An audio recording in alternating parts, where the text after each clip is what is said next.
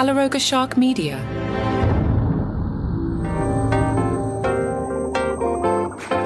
John Oliver said, I'm going to take a hard pass on taking comedic advice from Jay Leno. Hi, I'm Johnny Mac with your daily comedy news. Today, my guest or my co-host, I think we did a home and home here, so I don't think he's the guest. I might be the guest on his show. Regardless, I said some words, and so did Mike Chisholm from the Letterman Podcast. And we talked about late night, Colbert Gate. We got into all the hosts. We eventually got around even to Seth Meyers. The Jay Leno of it all gets into this. You'll hear me talk about that, so I won't play that card yet. I'll share that interview in a minute. I do want to talk about Oliver a little bit. There was a big profile of him in the Hollywood Reporter, and they pointed out that John Oliver seems to enjoy biting on the hand that feeds him. John said, there's no tastier hand. Hollywood Reporter, at what point you started railing against your corporate parent and the idiocy of the HBO Max name changes, seemingly with glee. Did you hear from anyone afterward? Oliver said, no. And you're right. I'm truly happy in those moments. That's probably the most at peace I am when I'm trying to draw fire from our owners. Good follow-up by the reporter. Should we unpack that? What does that say about you? John, I don't know, and I refuse to turn this into a therapy session. And then he laughs. But I always used to love watching David Letterman do it. See, that's why I did this before Chisholm in the Letterman Podcast. Johnny Mac knows how to host a show. I know what I'm doing here. I always used to love watching David Letterman do it. To me, it felt like a really healthy sign of contempt, just a very fun and slightly important indication of non-compliance. So I loved it when he'd make fun of GE and CBS. And yeah, for me, making fun of whoever owns us on a minute-to-minute basis is a thrill. Johnny Mac knows how to run a show. I pulled the question here to John Oliver. Does John Oliver worry about the future of late-night TV? John Oliver told the Hollywood Reporter. On network TV? Yeah, it's constantly evolving. What happened to The Late Show is incredibly sad for comedy and obviously for the staff in that building. It really resonated with me when Stephen said he was hoping to hand the show over to someone else. You hope that the franchise lives on partly because there are generations of teenagers watching those shows and deciding maybe I'd like to be a comedy writer and then maybe writing on that show. So just as there are Colbert writers that watch Letterman, there will be future writers that watch Colbert, and you want that to continue.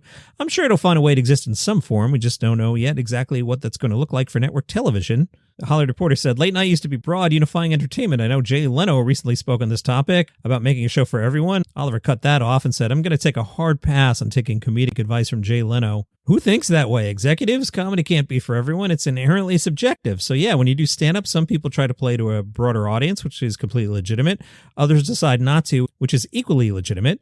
I guess I don't think it's a question of whether you should do it because I don't think comedy is prescriptive in that way. It's just what people want. I think our show clearly comes from a point of view. But most of those long stories we do are not party political. They're about systemic issues. Good question from the reporter. As someone who's found a version of a late night show that succeeds on streaming, do you think it's replicable? And if so, what should it look like? Oliver said, I have absolutely no idea.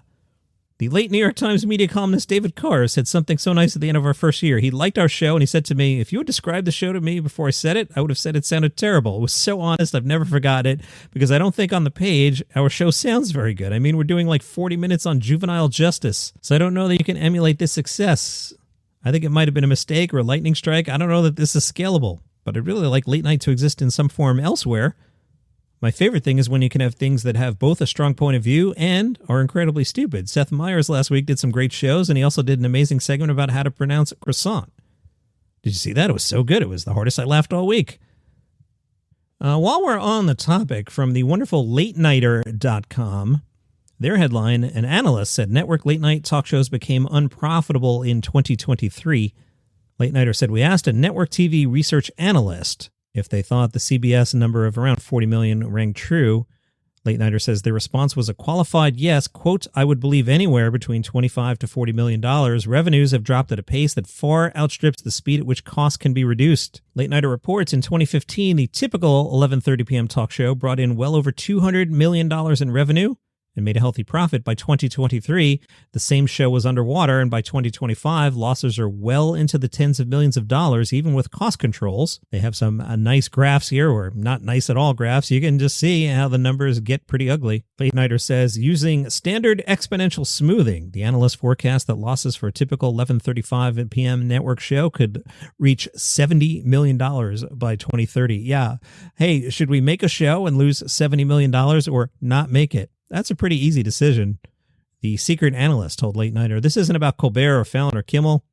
The platform economics have changed across the board. It's like trying to sell newspapers in 2009.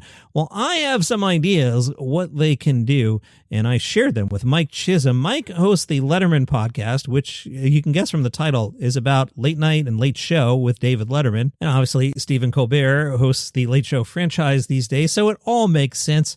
And when I heard about Colbert Gate, I reached out to Mike. We haven't met in real life. We don't live in the same country and we don't live on the same coast, but we do sometimes Zoom. And Zoom we did to talk about late night. Here's Mike Chisholm. All right, it's circus time right now in late night. And because of that, the mashups of shows where, hey, let's have a conversation and connect the dots. And we'll both put this conversation on both our platforms. It is a pleasure to be with Johnny Mac and the Daily Comedy News podcast, which I just adore. And we haven't talked in a while, Johnny. And it was like, okay, so are we going to do this off? And we've been trading texts and emails and things like that. But let's do this. Let's do this with the cameras on and the microphones on. Holy smokes, is it a good time to be a fan of comedy right now? There's so much going on, aside from Colbert Gate, as I've started calling it. There's just been so much that I'm trying to do, 15-minute episodes like I usually do, and they're coming out at 20-something, plus bonus episodes. It's just been super busy, which if you're me, especially in August, great problem to have. Yeah. Oh, definitely. Yes. Especially this time of year. No doubt. So Colbert Gate. So it's getting a gate in your world, in the Daily Comedy News world, Colbert. It's getting a gate status. That's how big we are. I think the initial, was it about the merger? Was it about the money? I've landed on, I think it was about the money, but the merger sure was a factor in it. My legal department's telling me that I misspoke there when I said sure. I meant to say possibly. But I think it's a mix of both. Let's start with the money. Assuming, who knows what's true, CBS floated $40 million loss. Stephen Colbert might have pushed back on that a little, but I don't think anybody is saying, we're not losing money at all. We made $40 million. So the show's operating at a loss. If you come at it at that standpoint, it's not crazy to end the show. It might make us sad, but it's not crazy. But there's so many shades to this. One thing I've talked about, and it may apply more to NBC. It's the who are we, right? Fox, we're football and some animation and we don't care. Yep. If we're NBC, we are the Today Show and the Tonight Show and some stuff in between. That's who we are as a company at NBC. And I think CBS, as they transition ownership, has decided, you know what, we're the football and the NCIS network and sitcoms for older people. Do we need an 11:30 show? And I'm not sure they do, but we also need to talk about the timeline as once again I hijack your show. Please do. One thing that was brought up was Taylor Tomlinson at 12:30 was renewed. I think Bill Carter's the one who brought this up. Yep. It was renewed. Okay. So if she had said, great, I love hosting after midnight. What's it called now? Yeah, after midnight. After midnight, yeah. If she had stayed, would there have been no 11:30 show? Would they have moved her up to 11:30? Would they have hired either you or me to do an 11:30 show on the cheap? So the story doesn't quite add up. Although, having worked in broadcasting, maybe Taylor's decision started some conference room meetings of, oh, wow, should we replace 12:30? No. All right. Now that we landed on that, do we even need 11:30? So I just threw a lot at you, but there's just so much to unpack with Colbert Gate. It is a gate. I think you have certainly brought the case forward to say that, yes, Stephen Colbert is deserving of a gate. I think he is too, for a variety of reasons. And yes, first off, I 100% believe CBS when they say it was purely a financial decision. $8 billion is a lot of money. It's financial. Yeah, $8 billion. Yeah, we'll put on the Zoo channel 11:30 for $8 billion, which of course then brings in the idea of the business versus the heritage, and the entire medium is changing.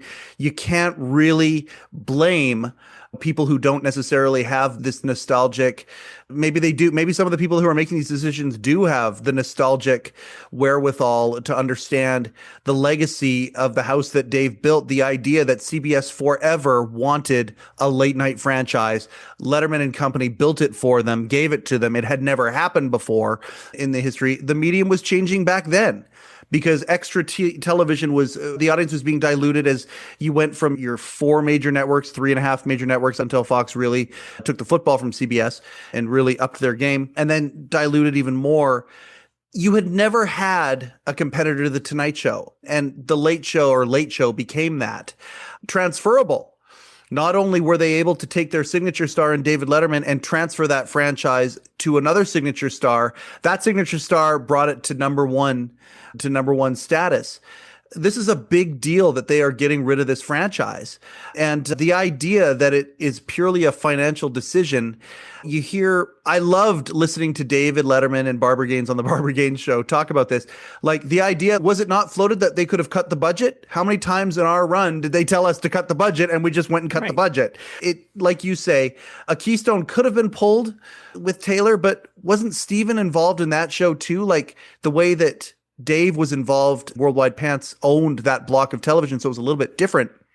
But the fact that they created Late Show and Dave had his fingers in that, Stephen Colbert had his fingers in the property that was after his show as well, and it didn't go as well when they changed it from Late Show to After Midnight. So yeah, there's a lot, like you say, a lot of stuff to unpack here, a lot more than just what we're seeing on the surface. And the idea that people talking about free speech, is free speech under attack, all that kind of stuff. LateNighter.com, about 2 weeks before this announcement was made, I think it was 2 weeks, put up an article talking about the Skydance Media merger, saying, are Stephen Colbert and Jon Stewart in trouble? 2 weeks before. And the announcement comes out, they're ending not just Colbert, but the entire franchise. You got to wonder, is Jon Stewart next, and what comes next for these guys here? You were involved in as an enthusiast of this stuff in 92, 93 when Carson left and Letterman moved over to NBC. That's why I call that circus time. Anytime that there's an opportunity for Bill Carter to write a book, it's a good time to watch Late Night. I think we're there right now, and I think we're going to get 10 months of it, and I think it's going to be a lot of fun. I call it circus time. I don't know what you call it, but yeah, so that's my initial thoughts, and we can go from there. So yeah, like you said, lots to unpack.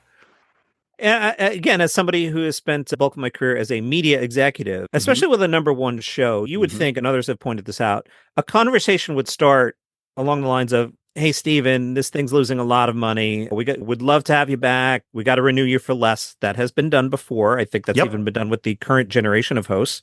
So we have to renew you for less. We need some added value. Look, dude, Kimmel, look what he does for ABC. We have this idea. Can you host the nighttime Price is Right or something like that? Just get more out of Colbert. Somebody else had floated, hey, we're not going to do a show at all on Friday. We'll show, Friday night cartoons. And on Wednesday, we'll double tape. So we only need people there 3 days a week. Do we need 200 people? Can you do this with 180? Yes, we can get a ton of money for the Ed Sullivan Theater. So it's going to suck. But look at how Late Night with David Letterman was in a tiny studio. So we're going to move you to CBS Studio 7Z. And you're going to do the show out of there. And maybe we can make this thing work. Like, why wasn't that conversation had at all? Exactly. And he, like you said, he's number one.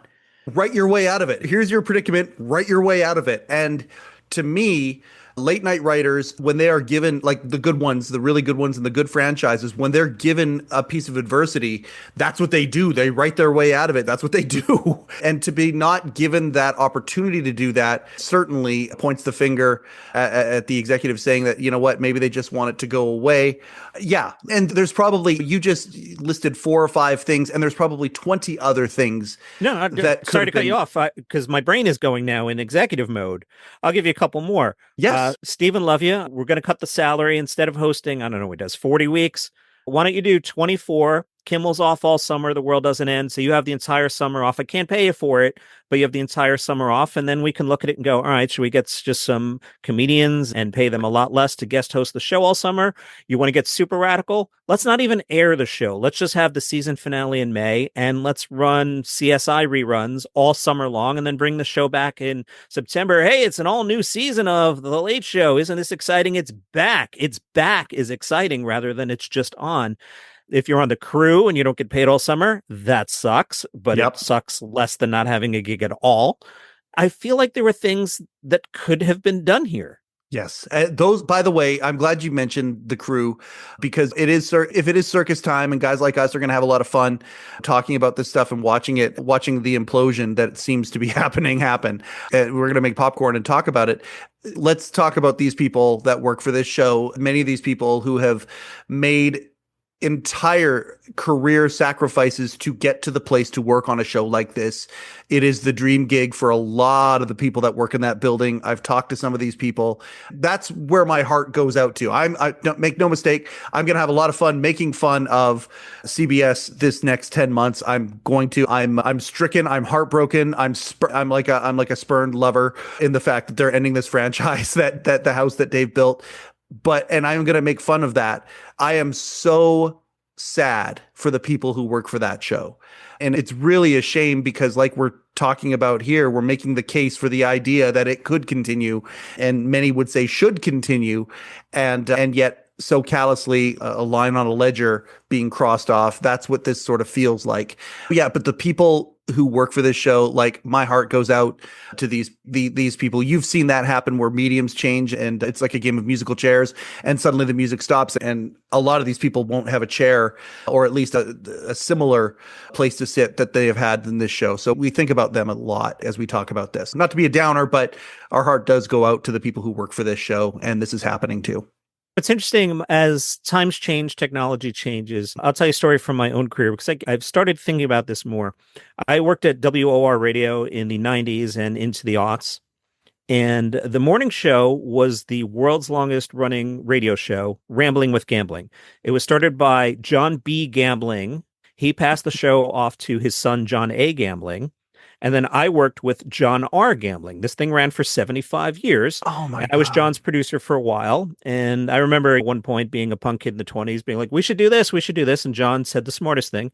He said, we've been doing this a long time. It works. Just keep doing that. And he was right. Yeah. And then for reasons that I won't bog down in here, WR management decided to end the show. And then what happened post Rambling with Gambling was the station lost its identity because we were the Rambling with Gambling station, an AM radio station. So AM was dying, and AM was going to die no matter what you did, but it died more quickly. The station became less relevant more quickly without that anchor show, to the point where about 10 years later, they brought John Gambling back, who tagged his career with a few years back as the morning host. But you had broken the continuity. It wasn't Rambling with Gambling. It was the John Gambling Show. 10 years had passed. Anybody who remembered the old thing was gone, or 10 years older, or perhaps even dead. It's AM radio. So I come back to CBS. If you don't want to be in the 11:30 game, fine. But who are we? So we're just football and CSI, and maybe that's okay. I don't know. Yeah, I don't know either. It's funny. One of the things I love your show.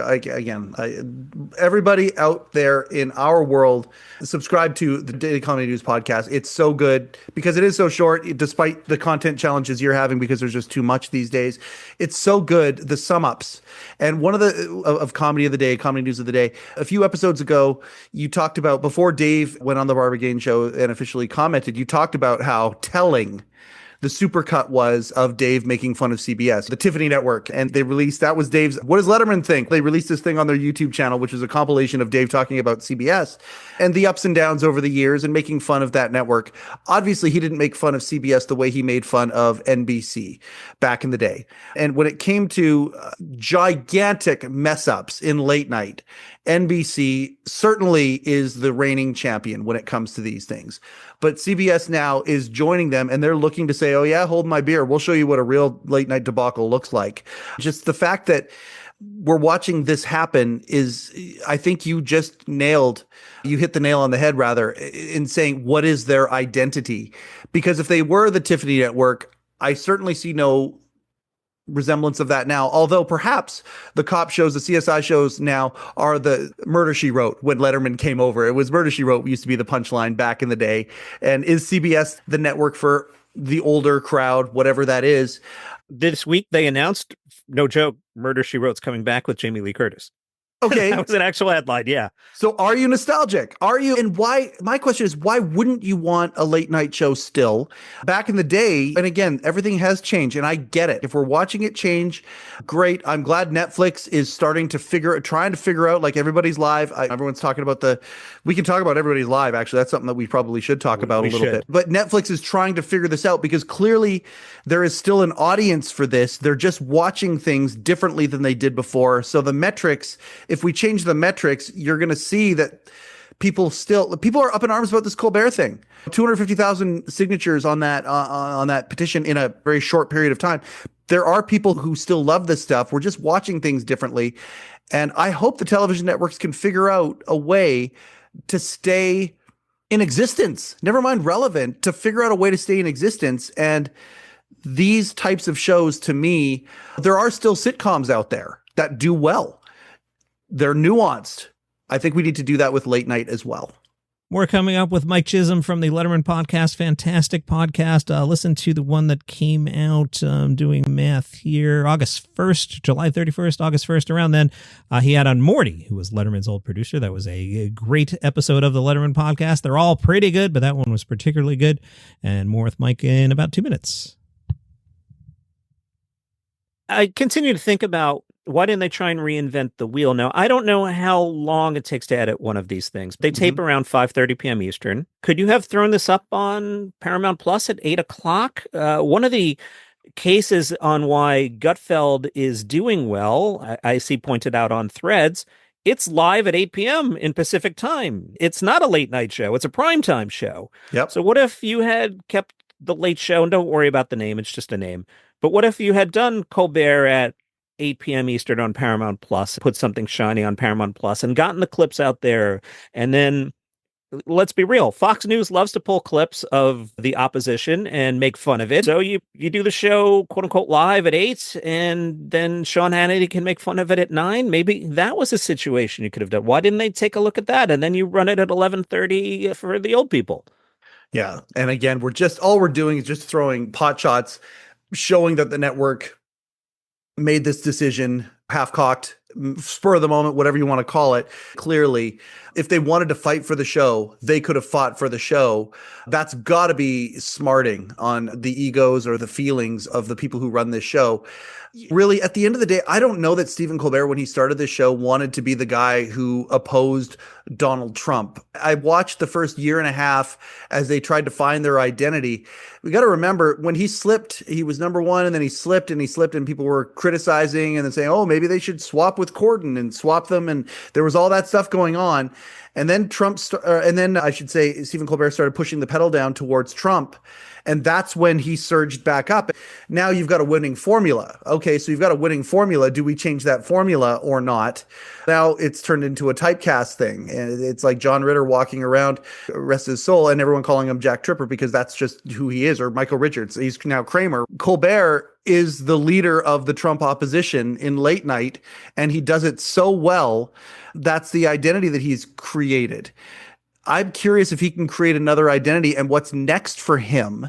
I think about Conan O'Brien back at Circus Time in 09, 010, and what that, I would say 3 weeks did for Conan O'Brien. It was probably about 3 weeks total, maybe a month or two with the rumblings and then all that. But it was like 3 hardcore weeks of him getting a show taken away and then producing phenomenal Tonight Show, him going on a live tour, becoming one of the biggest podcasters in the world.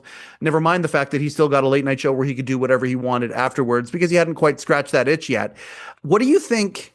Do you have any thoughts as to what Colbert might do? Or have you thought about that at all?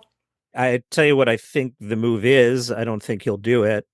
I think if the Democrats aren't on the phone with him right now, I think they're making a mistake. Wow. He's 61 years old, so he'd be 63, 64 at the time of the next election. Yep. He's well-spoken. He's telegenic. He looks nice on camera. He can debate. He can speak. I feel like he could give an old-style Reagan-esque, and Reagan was a Republican, but a Reagan-esque, as a country, who do we want to be? The shining city on the hill. Yeah. This country can be great, and here's why. He's not a yeller. He's not a screamer. I think if the Democrats are not on the phone with him right now, I think if the Democrats are not on the phone with I used to produce David Pluff's podcast. Pluff ran the first Obama campaign. Yep. And tell Pluff, hey, you can't sit on TV anymore taking shots. You got to work this time. I think if the Democrats are on the phone with the Pod Save America guys, go and get behind this, bros. I think Colbert would be a very interesting candidate. The people who don't like him already don't like him, so there's no loss there. I think he would appeal to the middle as just a decent human being who can speak and be calm. That's what I think he should do. What he will do, I don't know, a podcast, I guess. Is that interesting, though? It would be interesting. There's no question it would be interesting. You listen to them on Strike Force. The Strike Force 5 guys should all quit their shows and do something. One of our listeners suggested that to me. Yeah, that's the idea that he and Jon Stewart. I imagine Stephen Colbert untethered again, because the one thing about Stephen Colbert that we've seen the last 10 years is he's been the statesman guy. He's been the guy who has looked at this as the Tiffany Network. I'm their late night signature host, and I have this all on my shoulders. I think that is the reason that he went with the winning formula. But really, at the end of the day, his mischief muscle has certainly, it's not atrophied, but it hasn't been given the chance to flex the way that it can. I believe that this man is a very mischievous. He's got a lot of mischief in him. Like when you think back to his time when he was a correspondent on The Daily Show and some of the things that he would do, and then creating the Colbert Report, that guy went hard in the paint, created a character that who cares if half of the country thinks I'm actually this guy, which was the case. Yeah. Like it's almost like pro wrestling, the footage showing of the good guy wrestler and the bad guy wrestler emerging. There's a video online showing where Colbert is behind the scenes of the Colbert Report saying, oh no, it's just a character. It's just a character. And he's talking like that. And people were dismayed. It was controversial. The guy commits to a bit.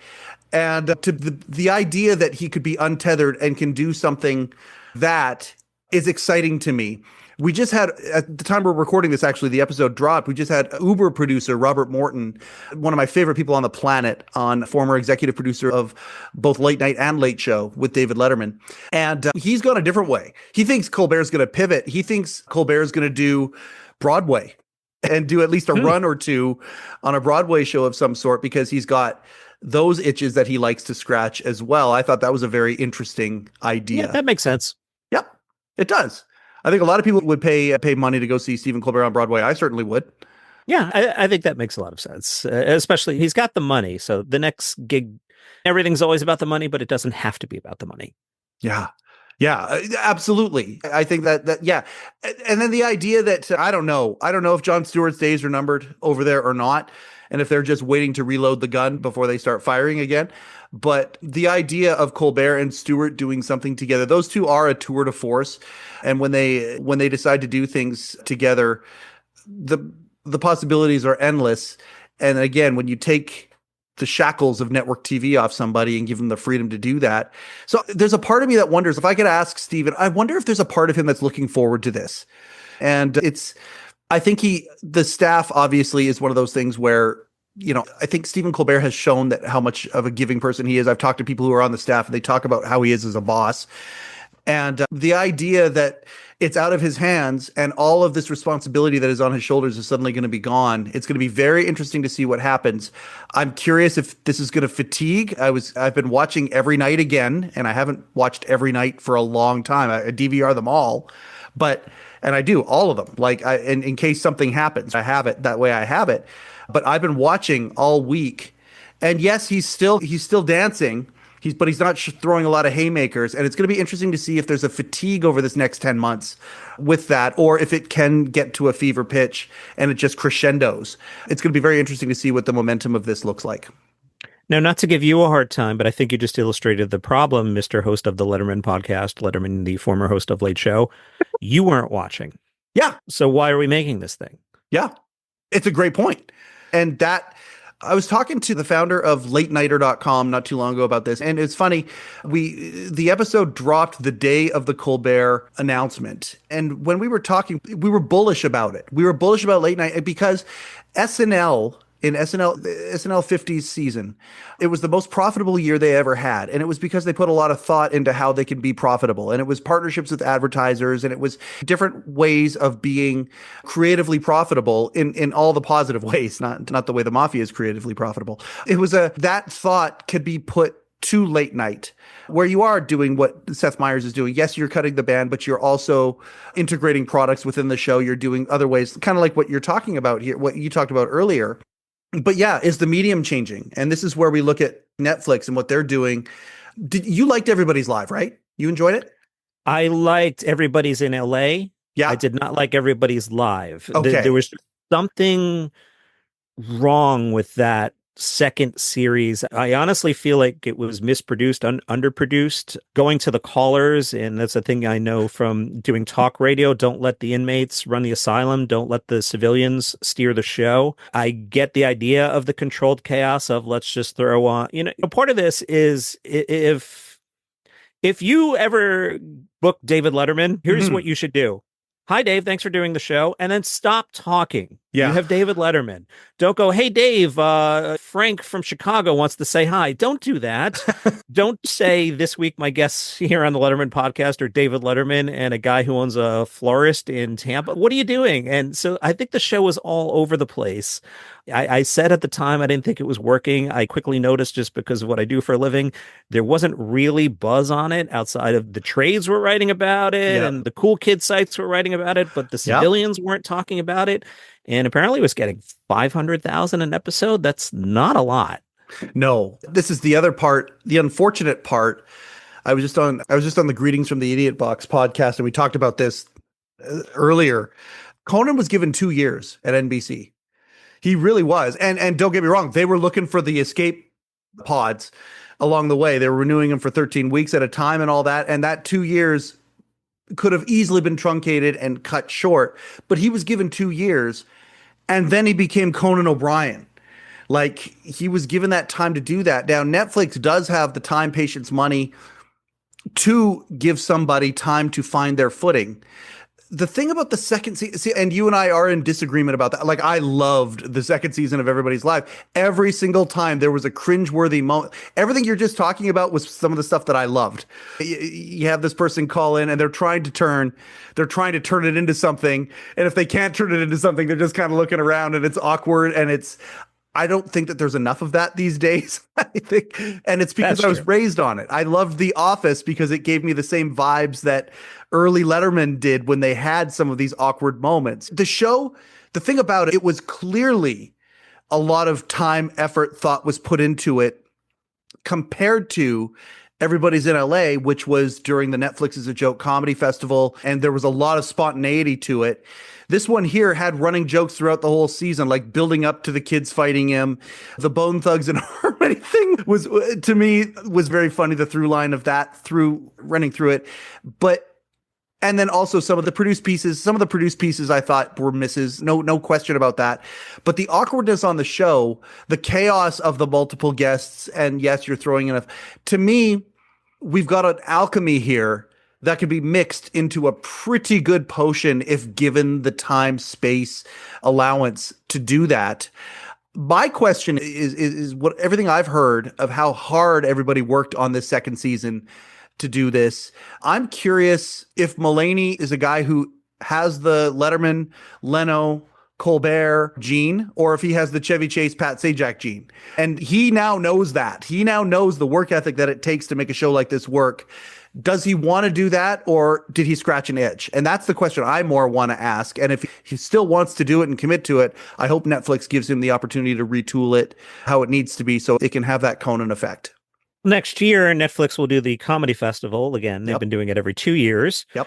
So you do it in LA. And again, hey, welcome to everybody's whatever we're calling it this time. And my guests tonight are Nikki Glazer, Shane Gillis, and the earthquake expert. And again, I'm not saying I'm talented, but if you spot me, Shane Gillis and Nikki Glazer, all I really have to do is go, hey, Shane, and shut up and let him do a Trump impression. And we're halfway there.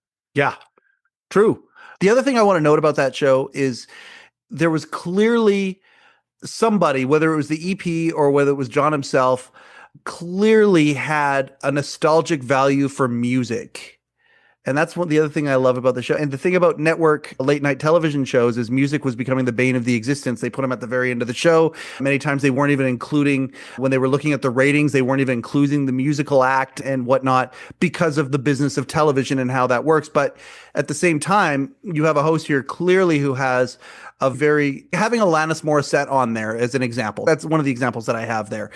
A lot of the millennials, millennials maybe, but Gen Z certainly, they don't realize that when that album came out, it crushed the continent for the entire summer, the world, in fact, for the entire summer.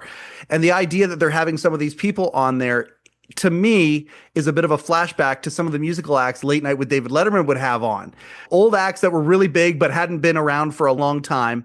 And let's celebrate with these people and let's see what's going on. And sometimes we can shine up that penny again where it's glistening and blinding you in the sun.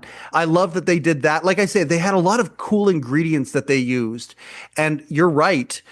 If the puck is going in that direction anyway, Netflix is moving towards so much comedy. Morty and I talked about this on the episode of the show. He thinks that they should buy the Ed Sullivan Theater. They can use it for comedy specials. Sure. They can use it for all sorts of stuff. Maybe you put John Mulaney in there when he's going to do a run of shows. Maybe you bring Stephen Colbert on for a special every now and then, that kind of a thing. It certainly seems that Netflix is embracing this type of stuff where the network television, just because the medium is changing, they're losing out on these things. That's what it appears to be. So what you're getting at, and when I was at SiriusXM, we really played this card. I'll also tie it into what I brought up earlier about, as CBS, who do we want to be? As Fox, who do we want to be? Yes. You're talking about the cool party to be at. So if we're Netflix, hey, we have this cool John Mulaney show. You don't need to know the viewing figures. It's cool. Yeah. It's cool. We have football. We have wrestling. Yep. We have cool movies. We have Happy Gilmore too, even though Johnny Mac thinks it's terrible. We have all these things that people like. It's a cool party to be at. Now, and we ran this playbook at Sirius. What that allows you to do is you get to go to the other cool kids who are going to be like, who else is at the party? Oh, yeah, no, we do the Mulaney show. We let him do whatever he wants. We'd love to be in business with you, Mike. Talk to John. He'll tell you we don't interfere. It's just we're creatives and we get it. And we want you to do your thing, Mike. So why don't you sign up with us? And now another cool person is at the cool party. And so there is value to doing that Mulaney show. And again, in 26, just go to the comedy festival, book A-listers and do 7 days like you did 2 years ago. And that show will suddenly seem like it's found its footing. That's where I see it going. And we talk about the idea that CBS could have gotten creative with solutions for Colbert if they truly wanted him. This is where it feels like they truly didn't want him. I believe that Netflix truly wants John Mulaney and his immense talent all over the place. My gosh, we just watched season 4 of The Bear, and his acting ability, he made a cameo again in one of those episodes. Insanely talented guy. And I believe you look at the way that Dave talks about how he's treated at Netflix, and he can do whatever he wants. I feel like if he wanted to do 20 My Next guests in a year, they would let him do it. But he wants to do a handful of them, so they let him do it. And you, like you just said, nurturing the creative muscles, that's what creatives dream. That they can have a scenario, a sandbox that they can play in where they can just make whatever they want in there. And I think Netflix is extremely intelligent in how they're doing that. The playbook that they've created it's astounding. It really is. And I hope it comes back. Whatever it looks like, I do hope it comes back because of exactly what you just said. The alternative music section may have been the smallest in the music store, but that was the section I went to. And that's what kept me coming back to the store back in the day. Yeah, I think you're probably right. Also, as Mulaney ages and his children age, I don't think he's tired of the road yet, but many artists reach the point of whether it's a Las Vegas residency or just taking a break. Hey, John, here's 30 weeks of steady work at a good paycheck, and you can just show up on Wednesdays in Los Angeles. I know they don't just put the show together in an hour, but he could be home every night with the wife and kids and not have to tour and make a good living. That could appeal to him. I totally agree with that. And I think it also, the sensibility of the fact that you look at the British television model for a long time, the original Office had 11 episodes, 12 episodes with a special, something like that, right? They didn't call them seasons, they were series. And I think that there's appeal to that as opposed to the daunting 21, 25 episode sitcom season where it's grueling. I do think that you're exactly right. That is where the puck is going. And if that's what they're going to cater to, Mulaney is a great guy to do that with, and they're doing that with so many different people. And again, comedy, like, is Netflix? You'd have a good knowledge on this. Is Netflix the place that has the most specials? Is that the platform right now that has the most stand-up comedy? Is Hulu even in the picture? Where are we from? Hulu's doing one a month. Hulu's doing one a month. Okay, they're positioned as a curated one a month. Netflix has most often a new special on Tuesday, but not every Tuesday. Usually there's a new one. Amazon somewhere in between. We'll talk about this some other day. Define special, because everybody's recording a set at the Chuckle Hut and putting it up on YouTube and saying, hey, check out my new special. Yep. It's not a special. It's an hour and you whatever. Yes. But in terms of things that us oldies would consider sons of whatever HBO used to do 30 years ago. Yeah. Netflix has the most there. The paychecks are not what they were 10 years ago. There was crazy money for a while. But the exposure is good. And this was another thing we saw at Sirius. At first, the comedians were like, I don't know. And then they realized their name was getting out there and they were selling a ton of tickets. If you're a known commodity because you had a Netflix special, that's good for your career. And more with Mike in about 2 minutes. We get into live comedy on Netflix and how Dave might react to all of this. It's funny, I can tell that I'm becoming an old man more and more every single day, because I think about the things that my father and his friends, there was an auto body shop, like a sitcom could have been shot. And what I'm about to say, my father would hang out at this auto body shop, and at 10:15 in the morning, every day it'd be coffee time, and they'd go into the coffee room inside this auto body shop, and you'd listen to these characters talk about the old days, when it came to music, when it came to movies, when it came to all of these things, and I'm becoming that now. Sure. But I feel like I'm becoming that because I'm the thing that I had as a backbone almost. Network television is a backbone to me, and it's going away. It's clearly going away. I don't believe CBS is, by the way, going to give 11:30 back to the affiliates. Let's face it, they're gonna land on their feet. It is going to be profitable for them. I don't think it's dead yet. But you just brought up the HBO comedy special, or special on HBO. That was almost a sacred thing back in the day when a comic would be able to go up. Like I think about Chris Rock's special on HBO. That was such a major thing. And now it's become pop music. And there are these specials all over the place. I do believe Netflix is handling it well. I'm curious what you think about the idea of, okay, if a special is no longer a special, it's now a featured hour, whatever you want to call it. Is the next frontier, and it seems like Netflix is starting to master this now, is the next frontier a stand-up going up and doing a live special? Rogan did it, which I give him all the credit in the world for doing. Is that going to be the next jump up and the next echelon of comic? Oh, yeah? Okay. Yeah, you think you could do that? Was an hour shot over 3 days, wearing the same clothes and 3 shots, whatnot, edited. Let's do it live. Do you think that's where the puck might be going when it comes to comedy? Yes, because live's an event. Here, let me give you a premise. Stephen Colbert is going live on Netflix Saturday night at 10 p.m. You're going to watch. Now, you could watch Stephen Colbert 5 nights a week, whatever he's going to say. But, Saturday night at 10 live? It's somehow more dangerous, right? What's he going to say? Yep. I totally agree with that. I liked Rogan's live special. I think a couple of his previous specials were probably tighter and better and whatnot, but they weren't live. And the fact that he walked that high wire, I should say, and did it. Anytime Colbert did the Late Show live, I always thought it was a better presentation. There's an electricity that's there. And the event that's the only thing that's getting people to get organized, is when things are an event. I'm with you on that. I want to talk about the Letterman of this all. Yes. Dave is not Johnny. Johnny went quietly into the night. Dave is still around. Yep. I could see, if I'm Jimmy Kimmel, I'm asking Dave to do a guest spot, and I know what that conversation would be like, and it will be feisty, and it will get news pickup, and I won't be surprised at all if it happens. I imagine David Letterman will be one of the final, if not the final, guests on the Colbert era Late Show. And again, Johnny was happy to just be like, okay, that happened, and I'm not really going to talk about it. But Dave will throw a rock. He doesn't throw a ton of rocks, but he'll throw one really good rock. I think that's a really good analogy. Like, it's summertime and Dave's in vacation mode, but yet he still did take the time to shoot an episode of the Barbara Show, which I don't believe he's ever done in the summertime like this before, to talk about it.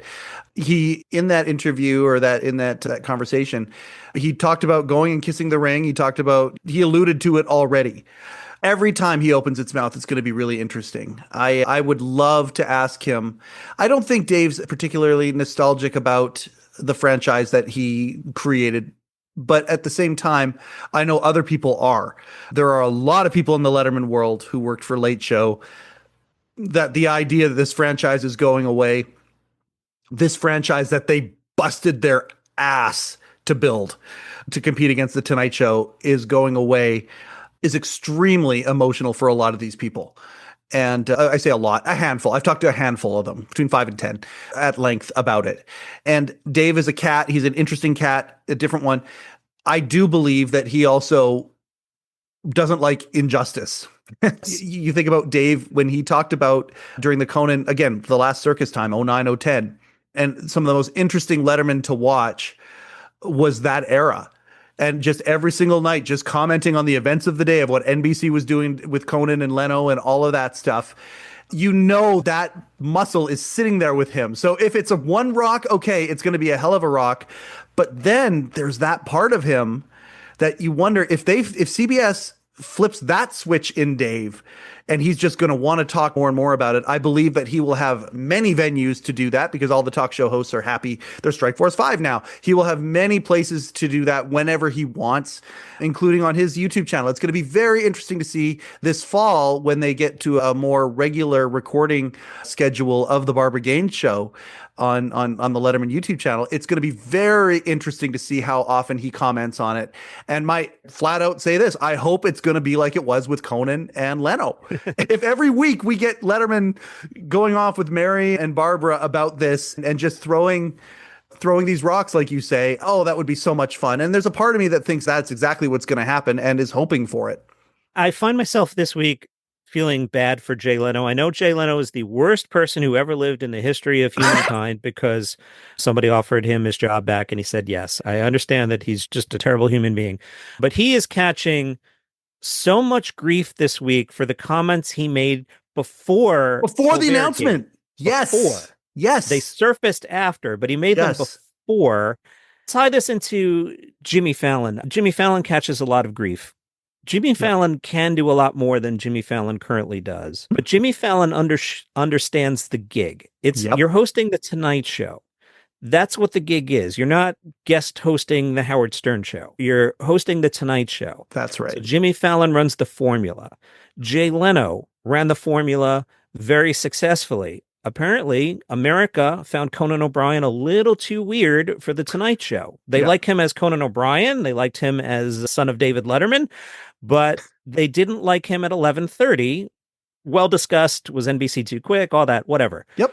But Jay Leno understood the formula. So his comments about not splitting the audience, there's some merit to that. We can debate it, but the amount of grief he's catching for those comments, I just think is just crazy. I'll let you go, and then I have a notion that's going to make me unpopular, but I'll let you address the Leno thing here on your own show that I've hijacked. Yeah, I know. This is good. And it's not like it wasn't consistent. I can point to many interviews and conversations that Jay Leno has had with many different people. Rogan, his appearance on Rogan is one of them, for sure. That's the one that comes out. I believe when he talked with Bill Maher, also, there's, I believe, a conversation with Howie Mandel, where these are more recent ones, but he's talked about it for years. It was a Carson formula. You didn't know Johnny's politics.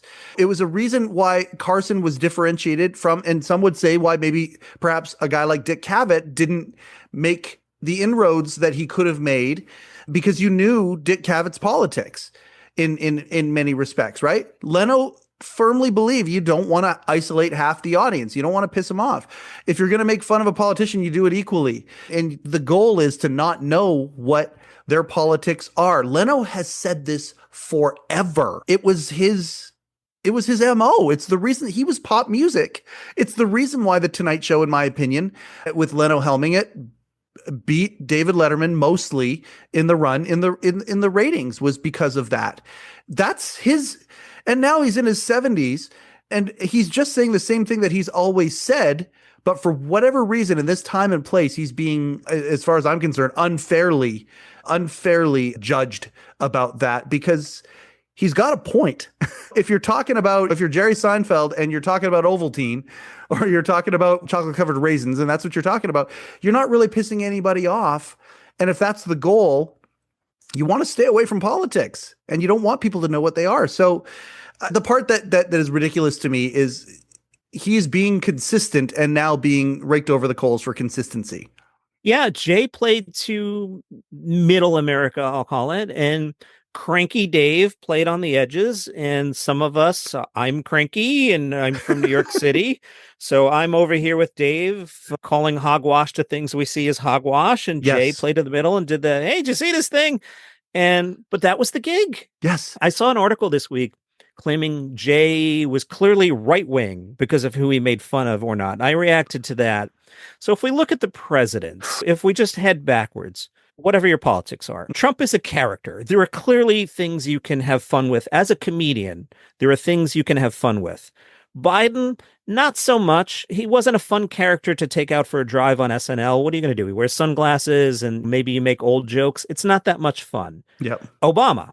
Yep. There wasn't that much to make fun of. Nobody really ever nailed a definitive Obama impression because, again, whatever your politics were, he was, from a presidential standpoint, cool because he just wasn't an 80-year-old guy. So there wasn't much to make fun of. Yep. George W., he would misspeak. There was something to grab onto. Dana Carvey figured out how to do George H. Bill Clinton, fun character. And Jay is catching, I think, some revisionist history grief about Lewinsky jokes. And we should feel bad for an intern who was taken advantage of. Absolutely. I just want to put that out there. Totally.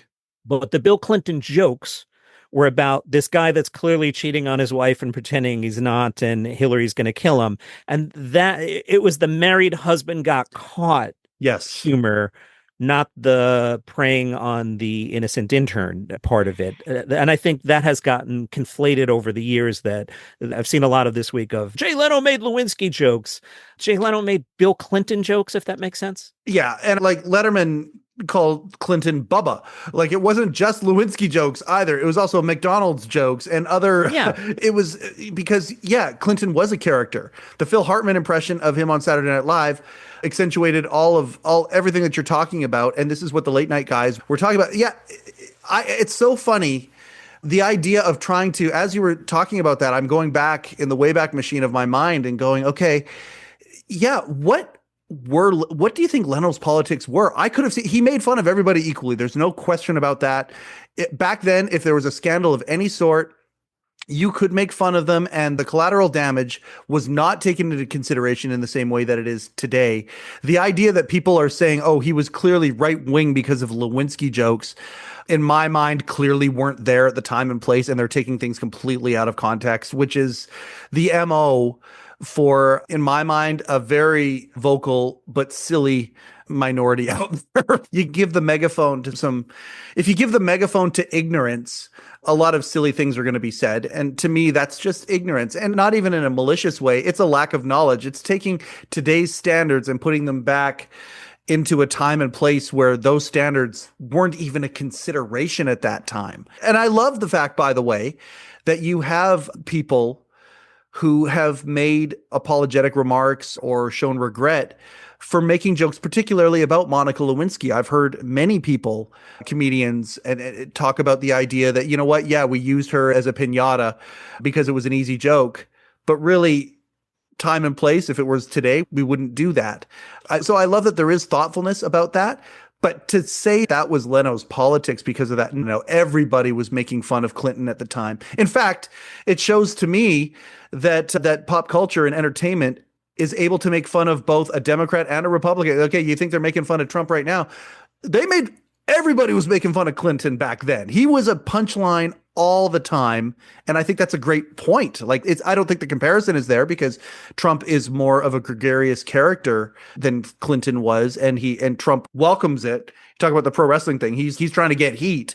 I don't think Clinton was trying to get heat, but the media was not afraid to make fun of Bill Clinton back in the day. So it's a great discussion point to compare the two, actually. And they'll make fun of the next president. And if the president's persona has more room for comedic fodder, they'll make more fun of them. And if it's not a good target or whatever the news of the day on that day is, they'll make fun of that. At some point, there's a rhythm to comedy, and I'll get back to just understanding what the gig is. So if you're hosting an 11:30 show, you're commenting on the news of the day and you're playing to the water cooler, and the joke has to go down the middle. You can't set up like, hey, Mike, so this thing happened in the news. Let me explain it to you. And here's a joke. You can't do that. You just have to go right down the middle with, hey, did you see the tsunami warning the other day? Punchline, right? Yep. Straightforward. The great Bob Hope. Now, Bob Hope aligned himself in real life with Republican presidents. Bob Hope, if you go back and look at the body of work, made fun of all the presidents, whoever the president was. the jester made fun of you. Hope had a rhythm to, I like listening to his old material. And because the structure of the joke is solid, you can follow along even if you don't know the particular. To do a poor man's Bob Hope style joke. It's great to be here at McGillicuddy Air Force Base, and I saw General Johnson just went for one of the free hot dogs. Now, I don't know why that's funny, but Hope would make it funny, and you'd be like, oh, I guess General Johnson likes his hot dogs, or whatever the joke was, but the soldiers would laugh at it, and there was a rhythm to it, and if you go back and listen, he tells a variation of that joke over and over, just replace the details. Hey, it's great to be here in Ohio, Governor Smith, punchline. And if you're hosting 11:30, the news is Bill Clinton's affairs. If the joke, the same article I had a problem with, was giving Leno grief for making fun of the woman in the McDonald's hot coffee lawsuit. Yep. No one wants an old woman to be burned. Of course not. Jay Leno didn't want a woman to be injured. But the joke is, did you see this? Did you not know coffee's hot? That's the joke. Yes, exactly. Exactly. It's the foibles of human nature. And that's exactly right. I do like that we have a thoughtfulness in our culture now that perhaps didn't exist back then. I do believe the baby has been thrown out with the bathwater when it comes to this stuff many times. There are so many things that we can make fun of Jay Leno about. This is one thing that, in my opinion, is not worth making fun about when there's so many other things that we can make fun about him for. And we'll take one more break here. Yeah, a lot of breaks today. I get it. We'll come back and we'll talk a little about Seth Meyers. Is there anything else that we need to, did we miss anything before we?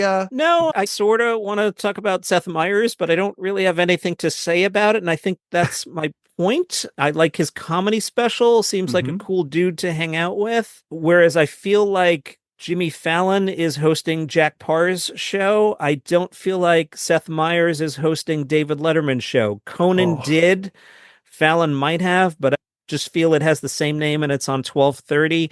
And I don't feel like it has any cultural impact. Again, I don't dislike Seth Meyers, but I have said that phrase, cultural impact, on my program many times. It's just this weird thing that exists to me that I don't know why it exists. It exists to give us Wally Ferristine. That's why. That's why. To unleash Wally to us and introduce the gift that is Wally Ferristine to all of us. That's why Seth Meyers exists. I could not agree with you more, where it has gotten to the point where, like, originally Fred Armisen was in the band. And there's pop there, and it's different, and it's got a personality and all that. And it feels, okay, now Fred's not in the band anymore because they're just and now we're going to get rid of the band. And now there is no monologue. He's at the desk now. And is it Weekend Update? Except it's just Update Daily. No, it's not quite that either. And don't get me wrong, some of the bits on that show, the stuff Seth can't say, that is a tremendous bit. I love that, where you bring out writers and they can make certain jokes because of the cultural the appropriateness of the joke. Seth can't make that joke, but they can. Love that. Clever. And I actually am really starting to enjoy Seth more as a conversationalist. But I am curious what long form would look like in that regard, as opposed to his podcast and things which are more specific. The idea of what his conversations would look like more in a long form, sort of Tom Snyder-ish type situation. I don't know. Yeah. It'd be interesting. But to your point, I don't think the show has an identity so much, other than him being at the desk and being kind of like he's Weekend Update Seth, which I loved. I loved him at Weekend Update, by the way. Yeah, I don't know. And maybe perhaps he's maybe he's in limbo a little bit too, because maybe there are Saturday Night Live conversations going on in the background. I don't know. But it does certainly feel, of all of the shows, you brought up Fallon, you look at Kimmel, right? The one thing with Kimmel, everyone says he's the most like Dave, and maybe that is true in some respects, but there is one massive difference with Kimmel and Dave, and that is, whereas Dave, the network, with NBC especially, but even with CBS, is that Supercut on his YouTube channel has shown, was a rival. Kimmel, that's not the case. Kimmel is into Star Wars and comic books and all of these sorts of things. And Disney owns his thing. And he is the promotion machine for the network that owns for the company that owns his network and his show and all that stuff. And to me, it seems like he has happily accepted that role. So would I, by the way, because all these franchises and things, I would totally be interested in talking to Robert Downey Jr. about the differences between playing Tony Stark and Doctor Doom. Let's do it. This sounds like fun. Yeah. Plus, I got a team of ninja ninja-like writers where I can skewer whoever I want to skewer? Yeah, let's do that too. And I can use my rapier wit and exercise these things as well and have some mischievous fun the way Dave did. And I get to do that. To me, and I get to bring guest hosts in, and I can get to the point where I don't care and I can work on the schedule that I want. Yes. Man, Kimmel's got a good gig right now. And it feels he's the happiest guy in late night right now to me. Seth, yeah, if we could find more of an identity for him the way that Kimmel's got it, that might save that show. But it is not late night. Conan O'Brien hosted late night, in my opinion. If that show ends in 2028 when his contract is up, and that wouldn't be shocking, I don't think we'd be like, oh, I can't believe they got rid of Letterman's franchise. It just doesn't feel like the same thing. Yes. Maybe he'd be smart to grab the Lorne Michaels gig, and you can make your own rules. No one's saying, as the showrunner, you could put yourself on your own show that you run because no one can say no to you. You could do 3 minutes on Weekend Update every week if you wanted and turn that into a thing. As for Kimmel, I think he will benefit from there being one fewer 11:30 show because people have to tune into something. And just from a psychograph, all right, where should we go? I think they're more likely to go to Kimmel than Jimmy Fallon. Kimmel loves floating I think this is it. You're in your 50s. You got plenty of time left. Yep. You clearly can say to ABC, hey, I want summers off. And they go, yeah. Maybe you want a longer Christmas break. They'll say, yeah. Yep. Hey, Carson had a guest host every Monday for the last 15 years. I don't want to do Mondays anymore. Let's let Anthony Anderson do Mondays, and I'll do Tuesday to Thursday and Fridays a rerun. Sure, whatever you want, Jimmy. And I think he should and will stick around. I agree fully, and I'm glad about that too, because I enjoy his show the most. Don't get me wrong, Colbert, I really do Colbert, and I appreciate them all. I actually really Fallon too, how talented he is. Every once in a while he brings out. He's so talented. He's talented. He catches so much grief. We've beaten this horse already, but he's running the Tonight Show. Yep. Don't judge him by that. That's right. That's exactly right. It's a lot. And again, like we said with Colbert, it's going to be interesting to see what he does when these shackles are off. Those shackles are massive and heavy, and you've got to toe the line. You're hooked up to this machine, and you've got to be a whole bunch of things that your personality and your talent get left behind in that. And yes. And so Fallon, he catches a lot of crap, but I really appreciate his talent a lot. I certainly hope out of this whole thing, we get to see more Strike Force 5s here soon. It would be a great time to start seeing that and to bring on, when they did their first run, they brought on Jon Stewart. They brought on David Letterman as guests. That would be really cool to see more of that happen in this next 10 months. It's certainly going to be fun. And in this next 10 months, you and I'm certain are going to be talking both in front of the camera and behind the scenes as well during one of the most exciting times that we've seen in recent memory in comedy, in late night. Thank you for doing what you do, Johnny Mac. Everybody out there, subscribe, get a second email account, and then subscribe a second time to the Daily Comedy News Podcast. Please do that. Johnny Mac, you are amazing. Thank you so much for showing up in this mashup of your show and my show, and it's just this beautiful delight. Thank you for showing up today. No, I always love doing your program. You do a great job as well. It'll be a week later or so by the time people hear this, but I grabbed the Morty episode to listen to later today while walking the dog and looking forward to it. Oh, that's awesome. Thank you so much, John. I appreciate that very much. This has been another episode of the Letterman Podcast and a special episode of the Daily Comedy News Podcast. This is Johnny Mac. I am Mike Chisholm. Thank you and good night.